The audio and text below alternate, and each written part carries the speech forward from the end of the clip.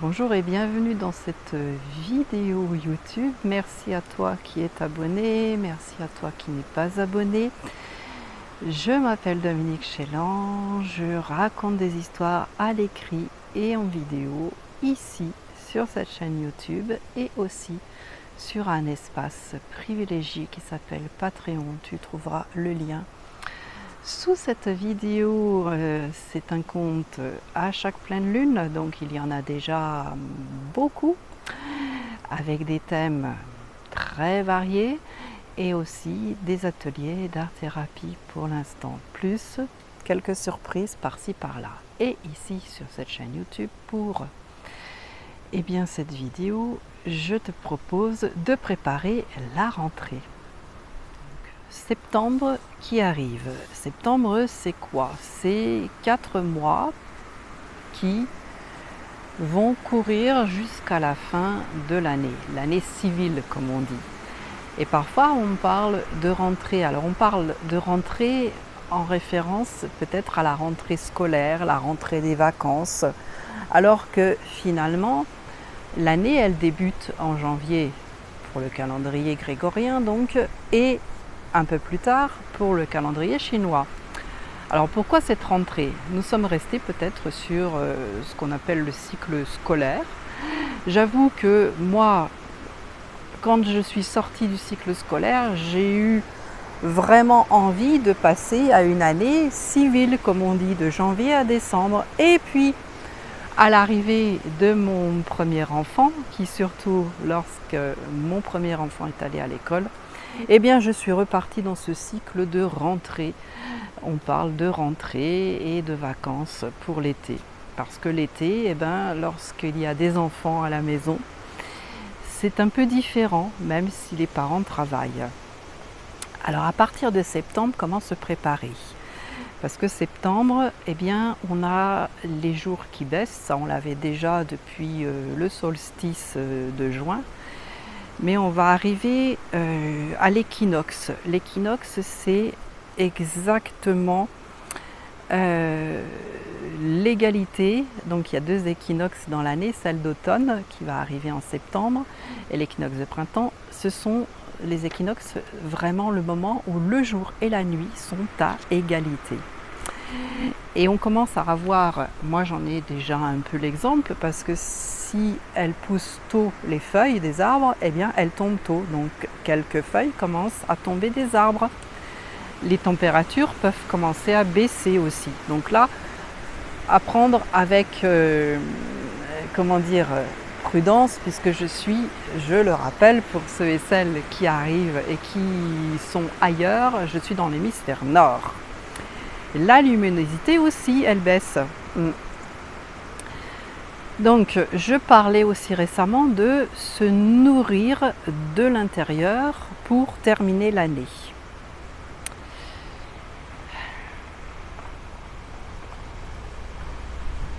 Donc, la rentrée, c'est la rentrée des classes, c'est la rentrée aussi des magasins, des bureaux, des garages.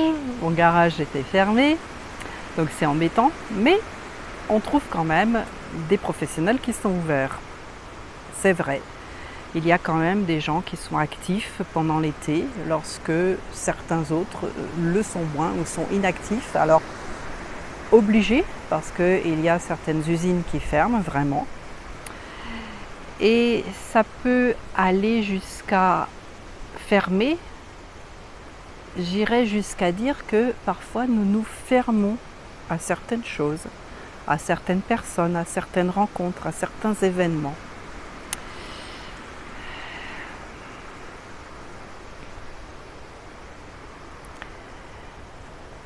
Nous fermons et nous nous fermons, donc nous, mais le pire je dirais c'est que parfois nous fermons et nous décidons pour les autres et avec les enfants souvent.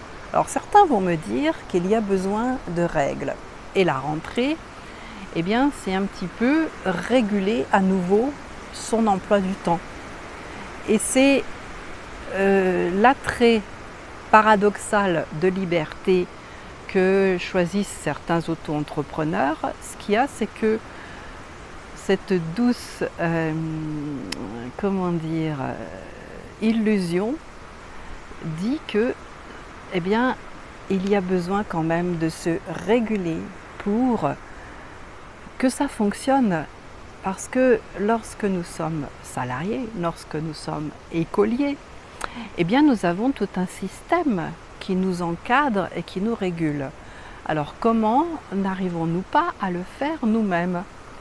Je te garantis qu'avec des enfants, des petits-enfants, des neveux, des petits-neveux, eh bien, on se régule facilement parce que c'est des choses qui se passent. Il y a le lever, il y a le repas de midi, il y a emmener à l'école, rechercher à l'école, aller aux activités.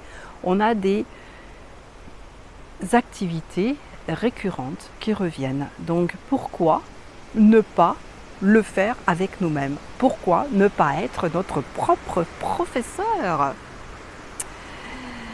Et une fois que le cadre est posé, le cadre, comme je dis souvent, à l'intérieur ou en dehors du cadre, que sais-tu de ce qu'il se passe? Et c'est là que nous pouvons ouvrir le champ des possibles. Ce qu'il y a, c'est que, comme un professeur avec sa classe, je reprends la rentrée, où dans chaque cours, c'est déjà peut-être des horaires, peut-être un lieu, et peut-être des règles. Donc les règles, est-ce qu'il y a besoin qu'elles soient décidées par une seule personne? Parfois oui, parfois il peut être bon de les décider à plusieurs et de se mettre d'accord au lieu de le faire de façon tyrannique. Et puis réajuster si vraiment ça ne convient pas. Ça ne veut pas dire être permissif, ça veut dire se mettre d'accord sur certaines règles qui vont faire le vivre ensemble, que ce soit en famille, que ce soit dans une classe, que ce soit lorsque l'on est seul avec soi-même. Pourquoi ne pas se régler soi-même aussi et ensuite, à l'intérieur de ces règles, eh bien, se permettre, s'autoriser, décider, choisir. C'est vrai que nous avons des modèles. Donc, pourquoi ne pas utiliser des modèles pour sa propre vie, pour sa propre entreprise, pour sa propre activité? Ce qu'il y a, c'est que parfois, le modèle nous coince dans des cases. Par exemple, un homme ou une femme avec une carte de handicap qui vient se définir. Donc il y a une différence entre être une personne avec des capacités, avec des qualités, avec un fonctionnement, avec toutes des belles choses, et quelqu'un qui endosse une identité et qui se présente comme je suis handicapé. Non, je suis en situation de handicap. Est-ce que tu peux entendre cette différence? Donc comment en sortir de je suis moi, Dominique, et c'est mon identité profonde, quels que soient mes comportements, quels que soient mes actions, mes paroles, je reste au fond de moi qui je suis. C'est un petit peu comme l'exemple qui est parfois que je retrouve d'un billet, eh bien, mettons un gros billet de 50 €. Il est, quand il sort de la banque, de l'impression, tout beau, tout brillant, tout repassé, il vaut 50 €.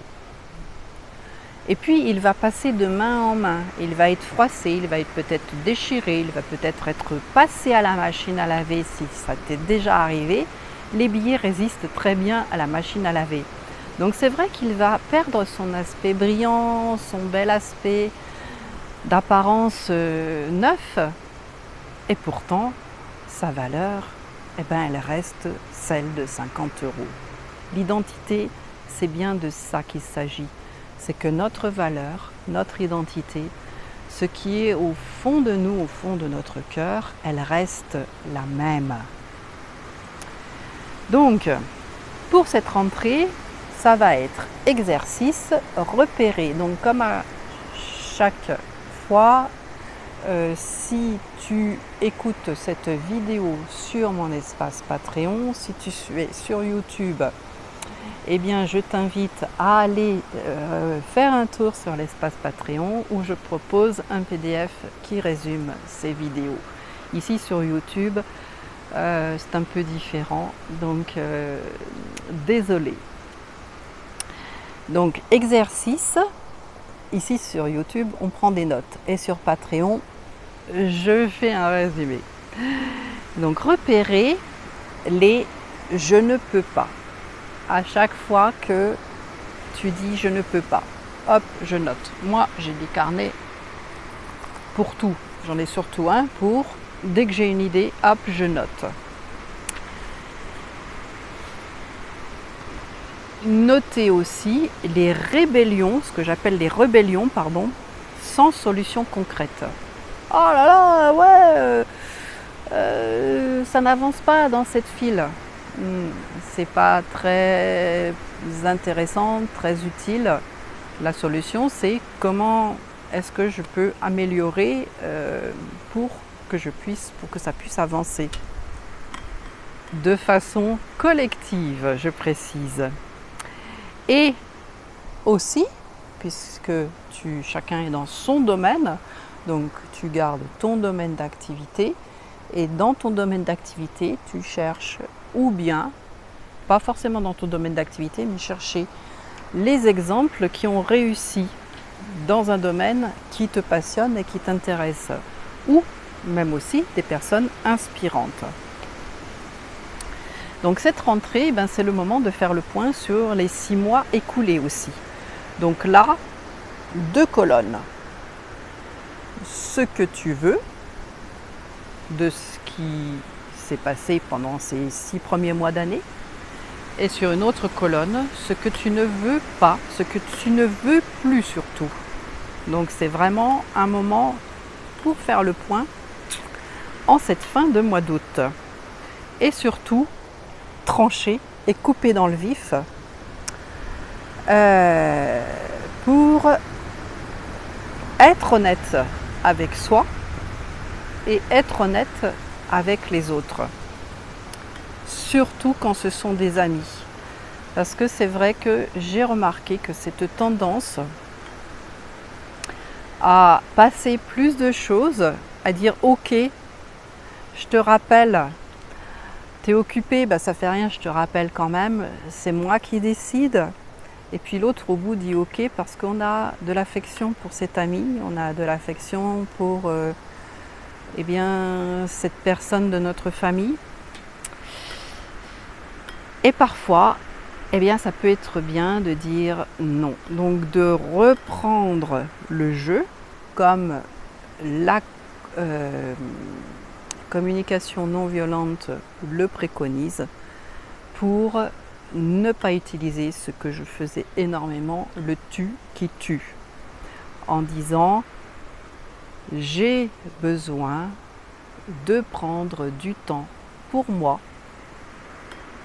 au lieu de dire tu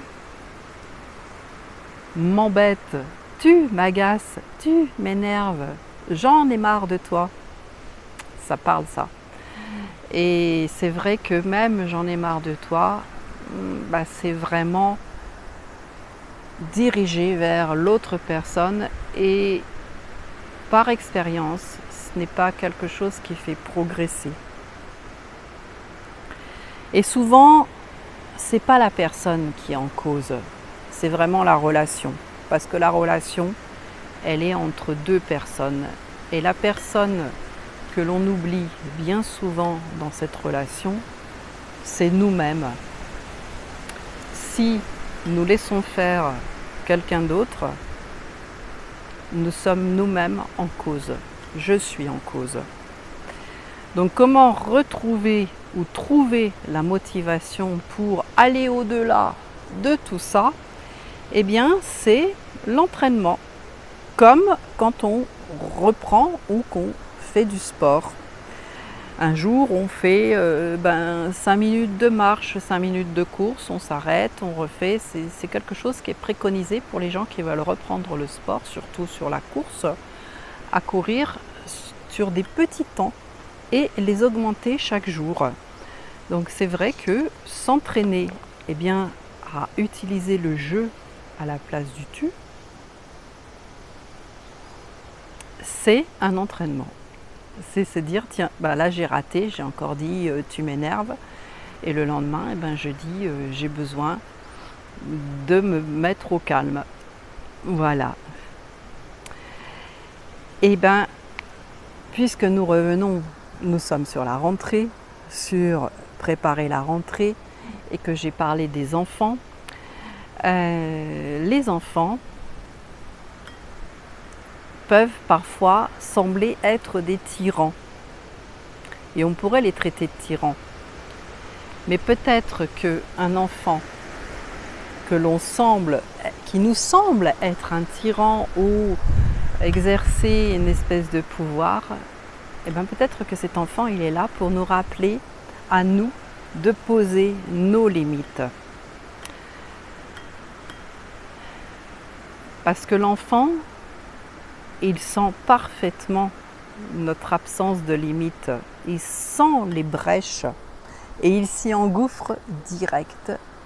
Et quand il voit que ça fonctionne, il y va à fond. L'enfant, il expérimente par nature parce qu'il apprend, il apprend, il apprend, il apprend.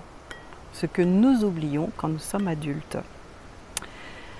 Donc comme les classes, comme l'enfant, peut-être qu'en groupe, le groupe est un bon moteur. Donc quand on est en groupe, se faire remplacer et avouer ses limites dans une situation. Quand on est en famille, se faire remplacer par un autre membre de la famille et les avouer, ses limites, ça permet de souffler. Une résolution de rentrée en septembre, puisqu'arrivent les activités qui reprennent. Ce que je préconisais avec mes enfants, et j'en suis ravie aujourd'hui, et que je fais aussi une activité sportive, une activité artistique. Sportive pour le corps. Quand je dis sportive, moi c'est du qigong, ou de la marche, ou du vélo. Sportif, c'est pas les Jeux Olympiques, loin de là. Et une activité artistique pour l'esprit, pour le créatif, pour sortir un petit peu de nos schémas finalement. Avec les enfants, j'en reviens encore aux enfants et je vais un petit peu terminer, mais bon. La perfection, on peut oublier. Il y a certains enfants qui sont perfectionnistes, c'est vrai, mais pas du premier coup. Et puis un enfant qui est en apprentissage, il ne va pas réussir comme on réussit. Donc c'est le féliciter, même s'il fait un trait de travers, même s'il découpe. Trouver le beau dans ce que fait un enfant, tout le temps. Et comment faire et comment y arriver? L'adulte peut se former lui aussi. L'adulte peut aussi apprendre et se former. Donc l'adulte apprend avec l'enfant, ça c'est l'expérience, et on peut aussi apprendre consciemment avec des formations. Alors on peut se faire une boîte comme une boîte virtuelle, une boîte de secours, une trousse de secours, voilà, de retour au calme à utiliser toute la journée. Garder ce bénéfice des vacances et ne pas attendre les prochaines vacances, ne pas attendre le week-end. Utiliser une de ces un de ces outils, une de ces choses que l'on met, que tu vas mettre dans ta trousse de secours pour le retour au calme, pour faire baisser la pression, qu'elle soit extérieure ou qu'elle soit intérieure.